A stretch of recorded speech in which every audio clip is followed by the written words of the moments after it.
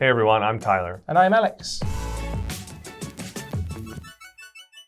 Welcome to Unit 13, Airport Nightmare. Now, South Korea's Incheon Airport is considered one of the most convenient airports in the world. But for all of its amenities, I don't think any of us would like to be stuck there for 1 year. That's exactly what happened to one man due to a chain of events that started in his home country, the Democratic Republic of the Congo. Chain of events.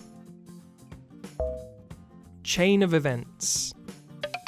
The man who has not been identified in the press yet fled his country after his brother was killed and his house was burned down, allegedly by government soldiers.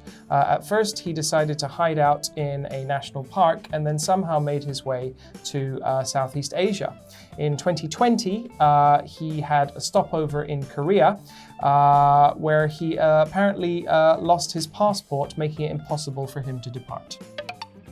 Allegedly. Allegedly. What is the longest time you've ever spent in an airport? It's a good question, actually. I want to say it would have been when my flight was delayed. So I had a flight to London, and so I got there. The flight was supposed to be in like 2 hours, and then it ended up getting delayed by like 9 hours or something. So I was in the airport forever, and I was like calling my dad saying my flight has been delayed, so don't expect me for however many hours it is. What a nightmare, blah, blah, blah, blah. So yeah, I would say around about 8 or 9 hours. What did you do to pass the time?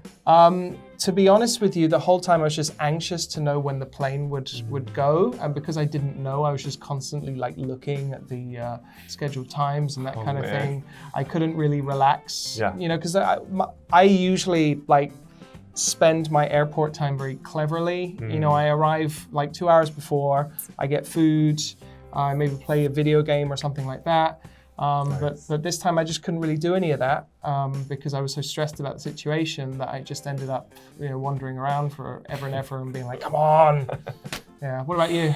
That's tough. I also had some kind of layover or some kind of delay where it was like 9 hours or something. And I don't remember where it was. I think it was between Korea and Japan, or I honestly can't remember, but it was not that big of a deal at the time, I guess, because I just found an empty area and just slept for like 3 hours.